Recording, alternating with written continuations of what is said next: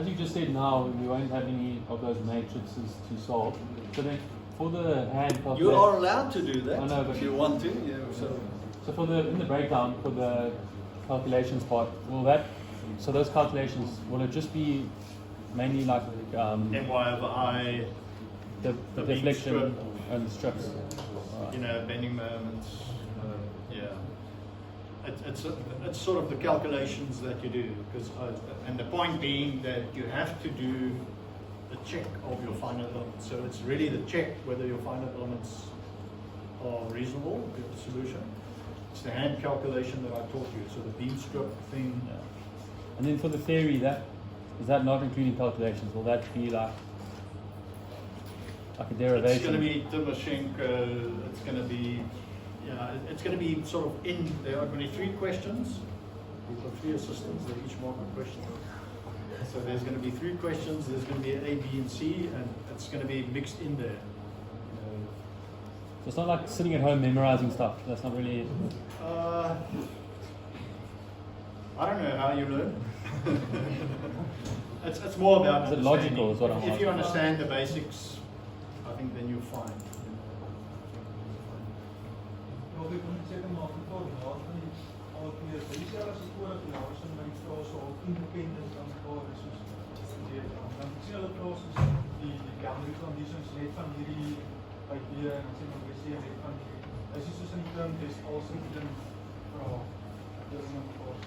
I think your question refers to whether question sort of A then will carry error to B and C, that you found some answers. I mean, if your schematization holds error, then your answers are going to wrong, you're going to lose.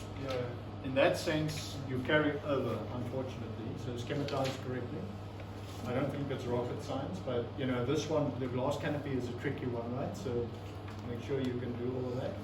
Schematize well. In that sense, it can carry over. But there are marks for the method, so credit marks for what you do in the subsequent questions. And just the answer, the very last answer, is that incorrect. And that will be marked incorrect. The tolerance is a linear proof. Yeah, we've seen that there are differences due to subtleties that we sometimes can't even find, right, in finite element solutions. What we're going to do is run a few scenarios and then see what it is. It's going to be a few percent, but it can't be 10% plus or minus. Maybe it will be 5% plus or minus. We'll have to see. Oops. I think you should this before you. I just wanted to ask you type 9 question 1. If you could just explain the thought process into you getting your answer, and for type 11 question, the last question for type 11. Just want to get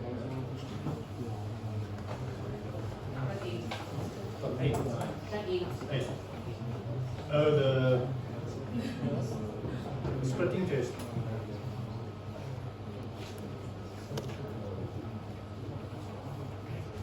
Where's the third? It's the one we opened.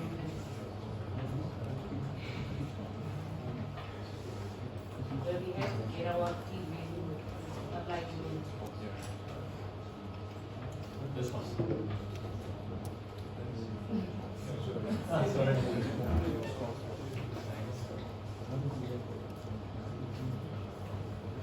Yeah. This one. Yes. How do we get our applied Okay, so this was in 3D solids, but I could have also made it a flange stress problem, so you can do it in proton. Then you would just give the thickness. So what I did for this solution is I thumbsucked the force in kilonewton, and because we modeled a little shell on top with a particular area, I divided that force by the area to get a pressure and put into proton as a shell pressure. Then I calculated or analyzed And then I looked at stresses in the midplane, because this test, one has to know the physics of this test, right? So I thought that you knew the physics from building materials, but hopefully, since apparently you didn't. But what happens is it breaks in two, right? It splits along this plane. So that means there must be a tensile stress causing a crack, like that. Horizontal tensile stress. So what I did is I took Procon solution to Excel.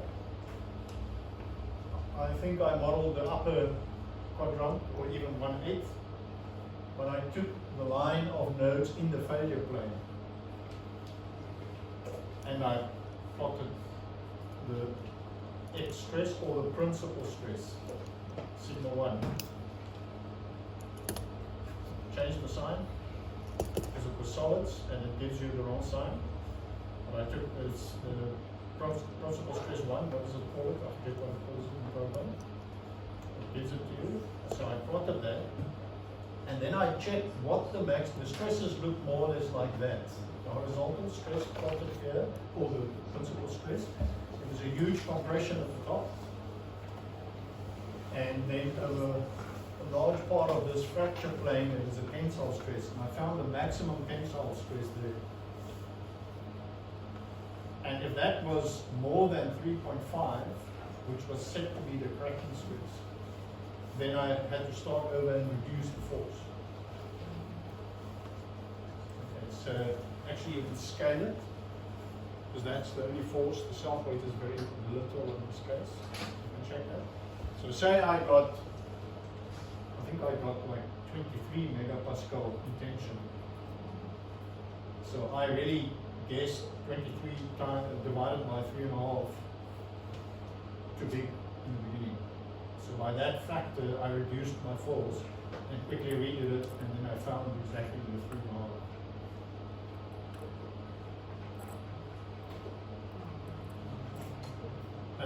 A good way for this particular problem is to start with a splitting equation, which gives you P. So the split would be 3.5, sigma split. And the other dimensions are there, and you get a P to start with. Then you would just apply that P instead of the answer, and then see whether you come close or not. And you would have come close, but not exactly, because there is a little difference. So really, you have to understand the physical problem. You know, like if I give you a beam with a load in the middle, and I tell you what P can you put on for a cracking stress of 3.5. Then you'd look for the stress here, right? Because it's going to crack under the load, where the maximum bending moment is going to be. The bending moment is going to run from 0 to a maximum to 0, so that will be the maximum bending moment. So you would go for where you expect the crack running up and find the stresses there. So this is the same. It's a little bit more complex physical problem than fracture. But now you know what I won't think out something like the wedge splitting test or something weird that they use in America or Europe. This is the only version of a test that I can pass. There was a part of that question that was also difficult as to how do you apply the load in Procon, and then how to take it to a point load. That was actually the difficult part for me.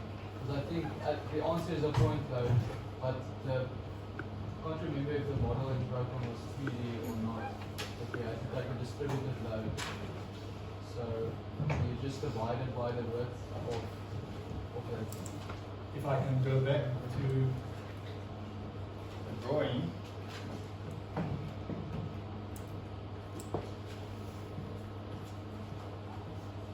So looking in plan,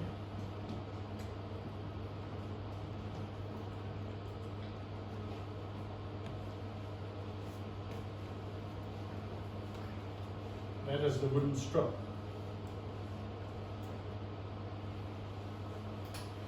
And looking in elongation,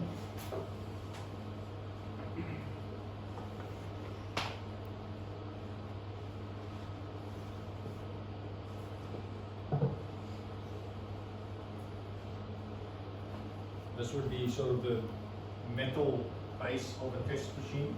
Where you put a little strip and you balance, and then at the top, I didn't think ahead. In the top, you'll also have a big plate pushing down, applying the force, which means that the force is applied more or less uniformly over this whole strip. And the strip had a thickness or a width of 10 millimeter. And I think this was 100 cube, right?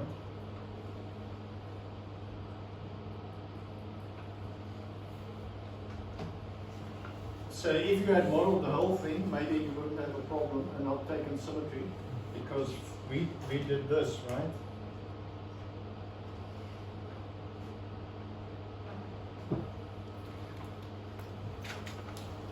If you've taken symmetry, you would have guessed a force acting on the whole, because the force acting on the whole block is the one you'll get from that equation, the splitting. It will be the total force the machine is causing. You would divide that by how much if you do symmetry? Remember, you're cutting two planes in symmetry. So you're dividing by 2 and again by 2. So you're dividing by 4. And how you see that, you cut the strip in 4 equal rectangular parts. The drawing is not that clear, but the red line vertical should be in the middle of the wooden strip. So you cut the strip in 4. It's got a quarter of the surface of the whole thing. Because I thought if you cut it horizontally, then you don't need to divide it by 2 because it's distributed. So That's correct. Oh, well, so it depends on the length you're going to multiply it with, or the length you're going to use in your model. Because if I you think use what. that's what confused me. Okay, so maybe I should go a step back and help you with how do you get the pressure. So say the total braking force on this splitting force is 100 kilonewton. Yeah, then just divide by the Total area, right? 100 by 10. And that pressure, I would not do anything with. The pressure would be the same value on the symmetrical quarter as well. Okay. So maybe that helps you. So there's no dividing there. But you must remember when you go back from now, if you model that upper quadrant and you get the 3.5 megapascal, which is splitting, so you've got the right P, you must just remember in your thought process that the pressure you put on multiplied by just a quarter of the area is not the full force. That pressure times the whole area, 100 by 10. So there's a factor for it. There's a factor for it. You must just... it's easy to come in and loop there and then... Yeah, there you must remember that the person who's asking you the question, the client, wants the force that the machine is exerting on his or her block, which is 4 times the reaction force that you're going to get in your program output file. It's going to be a quarter because you model a quarter. Yeah. I want to check what A is for Timoshenko. It's the area of the web plus half the flange and half the flange. Half the flange at the top and half at the bottom. Yeah, do we still have that? Yeah, the formula sheet. Because in the term test 2, the memo, the area they took was only of the web. So it says area of width, so I must only model the area of width first. Right.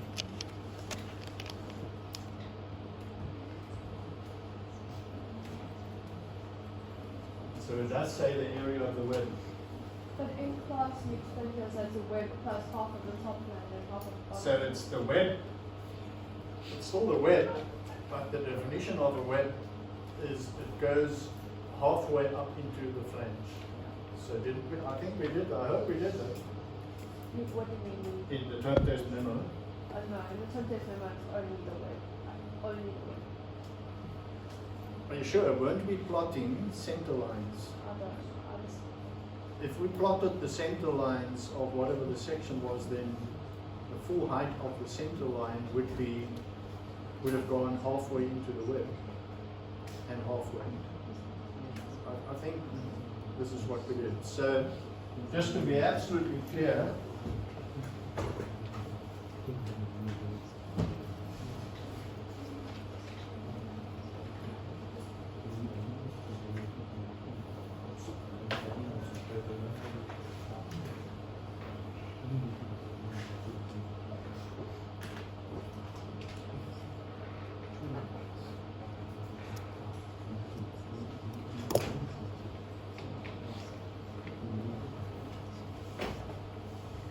this is your section, and remembering that it matters how the structure is loaded to decide which is the width. So if the structure is loaded in that sense, as the arrow is showing, and not perpendicular, then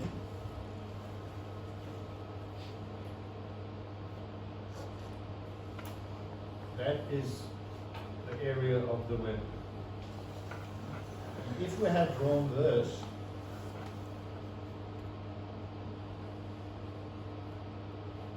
then the area would be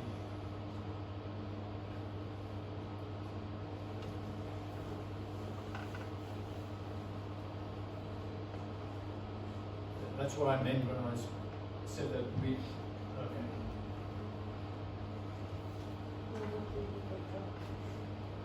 Which one is it? Let's check whether we were wrong. Tempest 2.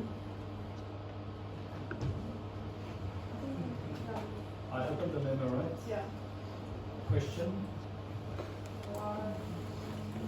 What's when?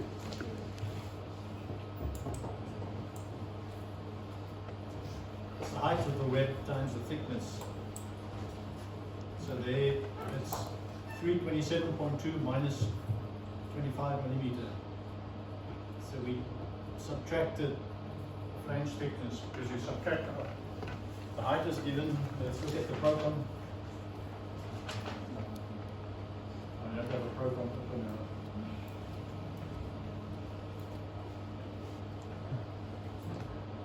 It's calculated the way you've described because So is it correct, or is there?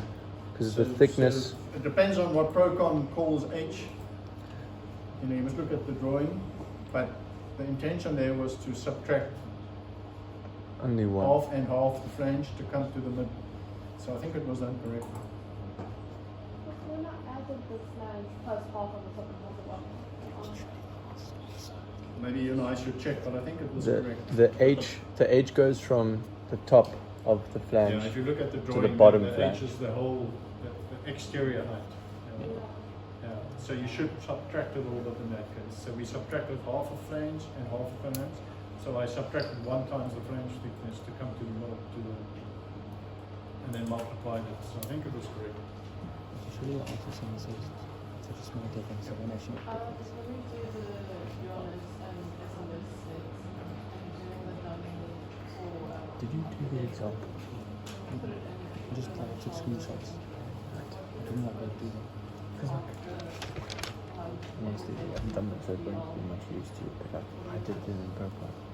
I think it's okay to put nothing. Does somebody have experience of that? When we do, what question we do now? 0.2 mil difference. Don't test as I well. think he uses in one video, some of his uses like an older version from 2020. So an example that I would review better. Yeah. Definitely. I'm like, how? Most of the marking and see 50 oaks all like the same answer and wrong and then the crazy flag.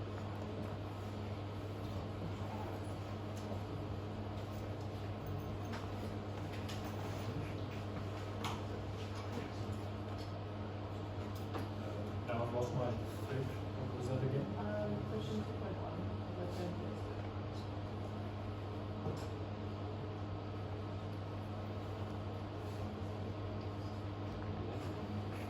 structures out of the issue as well. And let's open the program.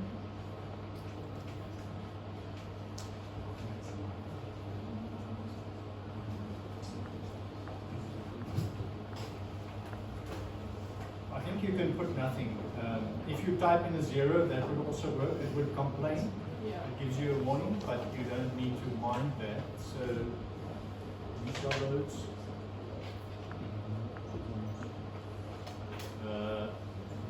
So yeah, sorry, this is small, but this is the dead load. Oops.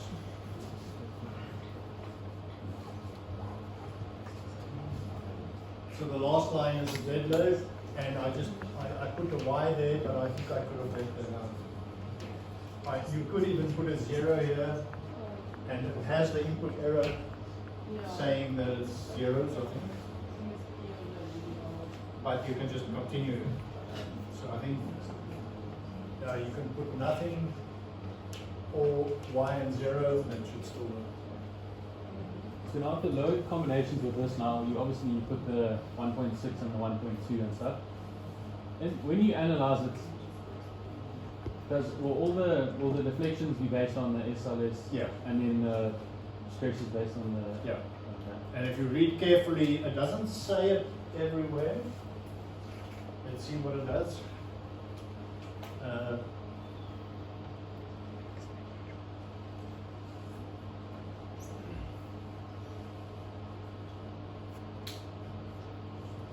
So it actually doesn't say SLS here, so it doesn't help you at all. And even with moments and forces, it also, so the only place it says is in the output file. So if you go to nodal point displacements, it says here at SLS. And if you go to, you can actually get reactions at ULS. So there it says ULS, but you can, there's also SLS for whatever reason you want that. Yeah, SLS as well, but many moments, it says in the, higher up, if you go up, scroll up,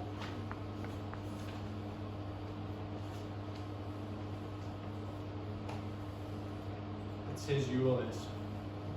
So you can rest assured that the moments and forces will be ULS. Yeah, because we'll get to do it twice at one point. So pretty much. Yeah, so it's set up for that to do it the right thing.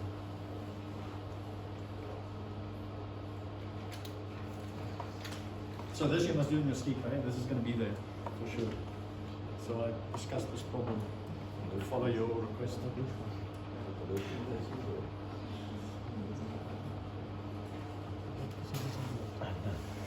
What was my request? To only discuss questions that are going to be relevant. Yes.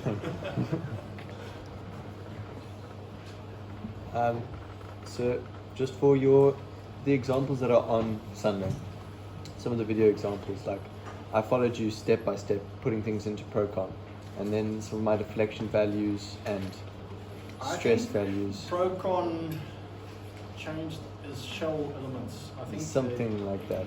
I find slightly different answers. Yes. So that's my excuse, but I also changed over the years. So. Okay. And then. So I'm thinking, I'm hoping that our answers now in the text are the correct ones. The videos are slightly different. And then obviously the paper is going to be physically written. Yeah. So any graphs that we'd have to draw or make, like from Excel, Has to be hand drawn. we do them in Excel and then draw them out. Yeah. Do we need to be able to do that, would you say? Yeah, if I, for instance, with the glass canopy asked for the stresses in the upper plane, you have to draw that shape Over the rather length. nicely and then give the biggest hogging moment stress. Just give the main features, Yeah. 3 values. Alright. And the main, we said main features, so start. Yeah, not write all 10 stresses down. It's too much. The biggest one, maybe you forget which one I refer to.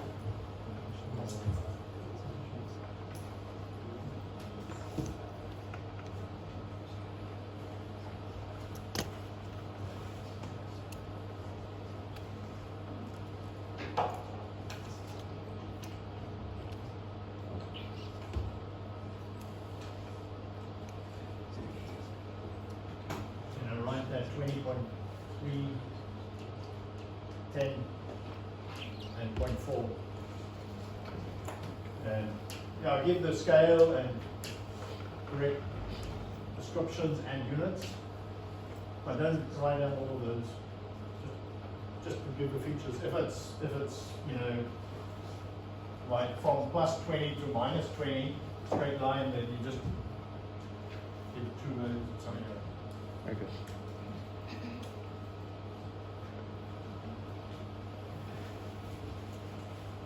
It's got to end sometime, eh? Let's end it on Wednesday. Any more questions? How many questions do we need to use Excel for? I use Excel all the time, so for all of them. What I see you guys doing is typing long equations into your pocket calculators. Is that? Are you so used to it? Can you then go back and just quickly, if you see, oops, I made an error, can you quickly? So I always have Excel open, and then I work a little systematically, so that if I see I did something wrong, I just replace that parameter and the answers are correct. But the need to do it, which I can't really remember, there's going to be a need for it in each of the 3 questions. But it's going to be sigma is my over I. You can do it in your pocket calculator. I do it in Excel. So you say that this is an important example to know. Am I? No, what I'm saying, would you say it? That's a really nice one to bring it all together, right? It is, yes. Certainly it's not going to look like this one. It could be glass. But yeah, but it'll be bringing like lots of different things. Yeah, it's bringing things together. I mean, you want your buck's worth, right?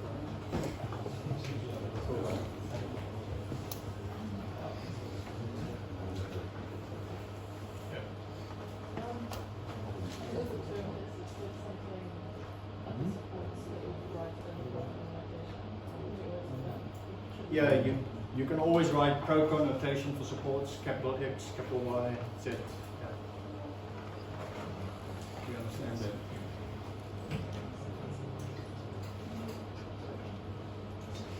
If you want to go, you're welcome. I'll stick around for those who have more questions. I won't feel offended.